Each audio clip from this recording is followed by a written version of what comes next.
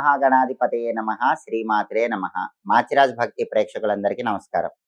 మార్చి 1వ తేదీ నుంచి మార్చి 10వ తేదీ వరకు మేషాది ద్వాదశ రాశులకి రాశి ఫలితాలు ఏ విధంగా ఉంటాయో, ఈ 10 రోజుల్లో ఏ గ్రహాలు యోగిస్తున్నాయో, ఏ గ్రహాలు యోగించటం లేదో, యోగించే గ్రహాలు ఇంకా రెట్టింపు అనుకూల ఫలితాలు ఇవ్వటానికి, యోగించని గ్రహాలు ఇచ్చే వ్యతిరేక ఫలితాలు తొలగింపజేసుకోవటానికి ఎటువంటి సులభమైన శక్తివంతమైన పరిహారాలు చేసుకోవాలో, ఏ దేవీ దేవతల ఆలయ దర్శనం చేసుకోవాలో, ఎలాంటి మంత్రాలు జపించుకోవాలో, ఎటువంటి స్తోత్రాలు పఠించాలో, ఎలాంటి ద్రవ్యాలు దానం ఇచ్చుకోవాలో, సకల దేవతా స్వరూపమైన గోమాతకు ఎలాంటి ఆహారం తినిపించాలో, ఈ 10 రోజుల్లో ద్వాదశ రాశుల వాళ్ళ ఫలితాలు ఎలా ఉండబోతున్నాయో ఈ వీడియోలో మనం తెలుసుకుందాం.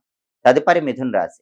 మిథున్ రాశి వాళ్ళకి మార్చి 1వ తేదీ నుంచి మార్చి 10వ తేదీ మధ్యలో గ్రహాల సంచారం పరిశీలిస్తే సూర్యుడు 9వ స్థానంలో వ్యతిరేక ఫలితాలు ఇస్తున్నాడు. భాగ్యంలో సూర్యుడు వ్యతిరేక ఫలితాలు ఇస్తున్నాడు కాబట్టి ఆఫీస్ పాలిటిక్స్ పెరుగుతాయి. ఆఫీసులో జాగ్రత్తగా ఉండాలి.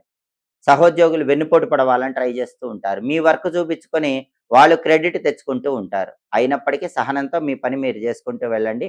బాస్ దగ్గర జాగ్రత్తగా మాట్లాడండి. రావాల్సిన ప్రమోషను త్రుటిలో ఆగిపోయే అవకాశం ఉంది. సహనంతో వేచి చూసేటటువంటి పరిస్థితిని అలవాటు చేసుకోండి.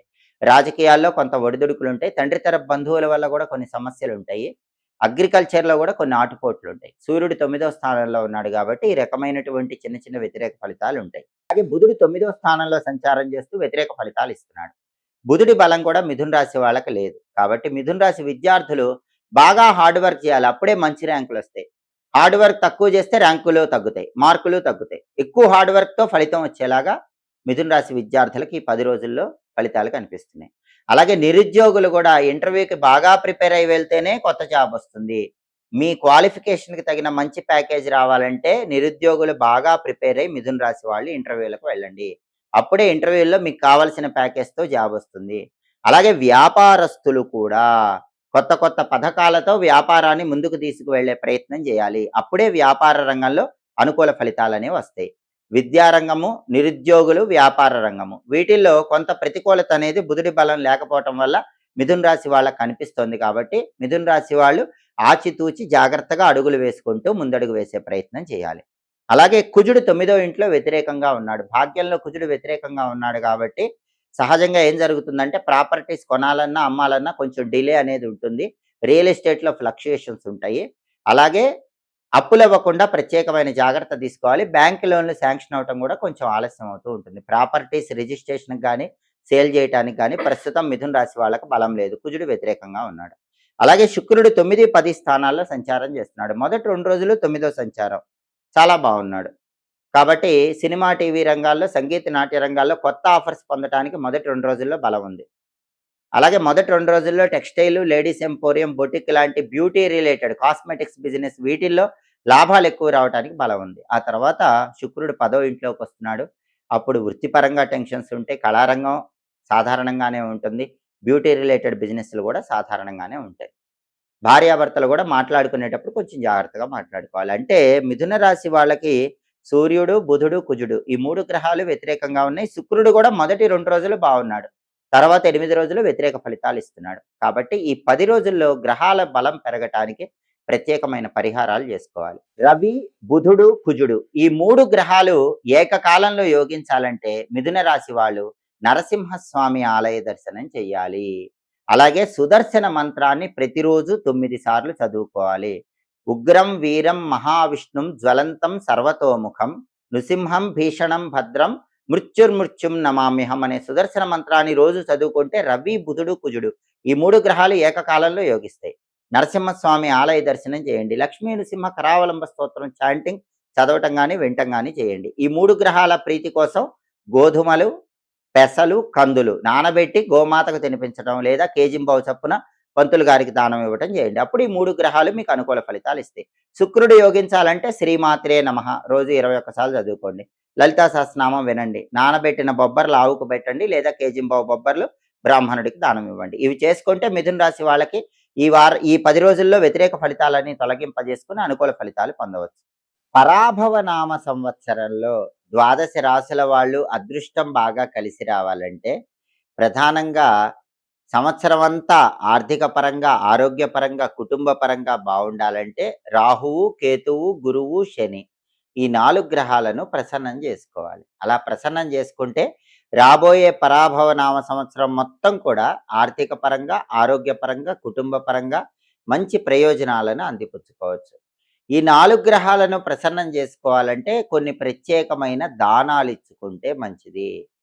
ఉగాది రోజు ఆ దానాలిచ్చుకోవటం, లేదా ఉగాది నుంచి ప్రారంభించి చైత్ర పౌర్ణిమలోపు ఎప్పుడైనా సరే ఆ దానాలిచ్చుకున్నా కూడా సంవత్సరం అంతా కూడా అనుకూల ఫలితాలొస్తాయి. ఆ దానాలేంటంటే 1 కేజీ శనగలు, అలాగే 1 కేజీ నల్ల నువ్వులు, 1 కేజీ మినుములు, 1 కేజీ ఉలవలు. వీటిని ఒక్కసారి దానం ఇచ్చుకుంటే గనక గురువు, శని, రాహువు, కేతువు ఈ 4 గ్రహాలను ప్రసన్నం చేసుకొని పరాభవ నామ సంవత్సరంలో అనుకూల ఫలితాలు పొందవచ్చు. అలాగే వీటిని నానబెట్టి ఆవుకు తినిపించినా కూడా ఈ 4 గ్రహాలు యోగిస్తాయి.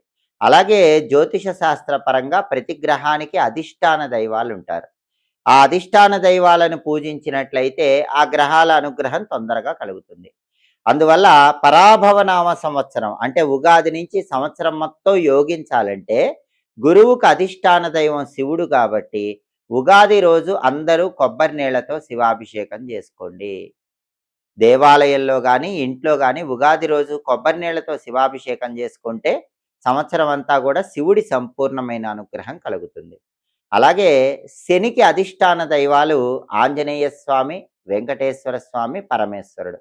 ఉగాది రోజు ఆంజనేయ స్వామి ఆలయానికి వెళ్ళి తమలపాకుల దండ ఆంజనేయ స్వామికి సమర్పించండి. శ్రీరామ అని తమలపాకుల మీద రాసి ఆ తమలపాకుల దండ ఆంజనేయ స్వామి విగ్రహం మెళ్ళలో వేయటం, లేదా తమలపాకులతో ఆంజనేయ స్వామికి పూజ చేయించుకోవటం, ఆంజనేయ స్వామికి సింధూరం సమర్పించడం ద్వారా సంవత్సరం మొత్తం శని పీడల నుంచి బయటపడవచ్చు.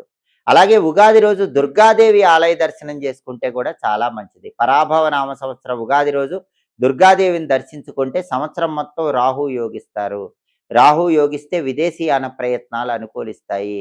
అలాగే రాహు యోగించడం వల్ల అనారోగ్య సమస్యలు తగ్గిపోతాయి. దుర్గాదేవికి ఉగాది రోజు కుంకుమార్చన చేయించుకొని ఆ కుంకుమ బొట్టు ధారణ చేయటం ద్వారా సంవత్సరం మొత్తం రాహు బలాన్ని పెంపొందింపజేసుకోవచ్చు. అలాగే కేతువుకు అధిష్టాన దైవం గణపతి కాబట్టి ఉగాది రోజు గణపతి ఆలయానికి వెళ్ళి గణపతికి గరిక పోచలు కలిపిన జలాలతో అభిషేకం చేయించుకోవటం, లేదా గరిక పోచలు ఎర్రటి పుష్పాలతో గణపతికి అర్చన చేయించుకోవటం ద్వారా సంవత్సరం మొత్తం కూడా కేతు బలం పెరుగుతుంది. దానివల్ల ఆకస్మిక సమస్యలు ఉండవు, విఘ్నాలు ఉండవు, తలపెట్టిన పనులు దిగ్విజయంగా పూర్తి చేసుకోవచ్చు. కాబట్టి పరాభవ నామ సంవత్సర ఉగాది నుంచి సంవత్సరం పాటు మొత్తం 12 రాశుల వారికి అదృష్టం కలిసి రావాలంటే 4 గ్రహాలను ఉగాది రోజు ఏకకాలంలో ప్రసన్నం చేసుకోండి. ఉగాది రోజు వీలు కాకపోతే ఉగాది నుంచి చైత్ర పౌర్ణమి లోపు ఎప్పుడైనా చేసుకోండి.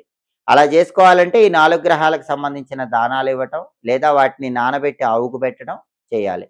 అధిష్టాన దైవాలను ప్రసన్నం చేసుకోవాలి. గురువును ప్రసన్నం చేసుకోవడం ద్వారా ధనలాభం చేకూరుతుంది. అందుకే ఎవరైతే ఉగాది రోజు శివుడికి కొబ్బరి నీళ్లతో అభిషేకం చేసుకుంటారో వాళ్ళకి రావలసిన మొండి బాకీలు తొందరగా వసూలవుతాయి.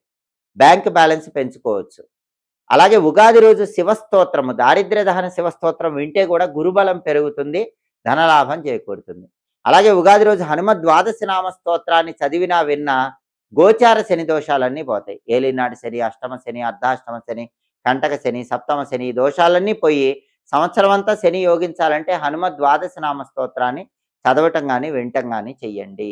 అలాగే దుర్గా కవచం కానీ దుర్గా అష్టోత్తరం కానీ ఉగాది రోజు చదివినా విన్నా సంపూర్ణంగా దుర్గాదేవి అనుగ్రహం కలిగి దీర్ఘకాలిక అనారోగ్య సమస్యలు తొలగింపజేసుకొని విదేశాల్లో స్థిరత్వం ఏర్పడుతుంది. విదేశాల్లో విశేషమైన ధనలాభాన్ని సిద్ధింపజేసుకోవచ్చు. సంవత్సరం మొత్తం వ్యక్తుల వల్ల మోసపోకుండా అనుకూల ప్రయోజనాలు సిద్ధింపజేసుకోవచ్చు. అలాగే సంకటనాశక గణేష స్తోత్రం కానీ గణేష పంజర స్తోత్రం కానీ ఎవరైనా సరే కట్ కట్ కట్ అలాగే సంకటనాశక గణేష స్తోత్రాన్ని ఉగాది రోజు ఎవరైనా పఠించినట్లయితే సంవత్సరం మొత్తం కేతుబలం పెరుగుతుంది. దానివల్ల ఆకస్మిక సమస్యలు ఉండవు, అనుకున్న పనులు అనుకున్నట్లు దిగ్విజయంగా పూర్తి చేసుకోవచ్చు. ఇలా పరాభవ నామ సంవత్సర ఉగాదిలో అద్భుతమైన విజయాలు అందిపుచ్చుకోవటానికి సంవత్సరం అంతా మీకు విశేషంగా కలిసి రావటానికి ఉగాది రోజు కానీ ఉగాది నుంచి చైత్ర పౌర్ణమి లోపు ఎప్పుడైనా సరే ఈ విధి విధానాలు పాటించండి. సమస్త శుభ ఫలితాలు సిద్ధింపజేసుకోండి. ఎప్పటికప్పుడు దినఫలాలు, మాస ఫలాలు, సంవత్సర ఫలితాలు, గ్రహాల సంచారంలో మార్పు వల్ల వచ్చే ఫలితాలు వీటన్నిటిని తెలుసుకోవాలనుకుంటున్నారా? అయితే మా మాచిరాజు భక్తి ఛానల్ తప్పకుండా చూడండి. మా వీడియోస్ మీకు నచ్చినట్లయితే మా ఛానల్ లైక్ చేయండి, కామెంట్ చేయండి. మా ఛానల్ వీడియోస్ 10 మంది మిత్రులకు షేర్ చేయండి. మా ఛానల్ సబ్స్క్రైబ్ చేసుకోండి. పక్కనున్న బెల్ సింబల్ నొక్కటం మాత్రం మర్చిపోకండి. సర్వే జనాః సుఖినో భవంతు. స్వస్తి.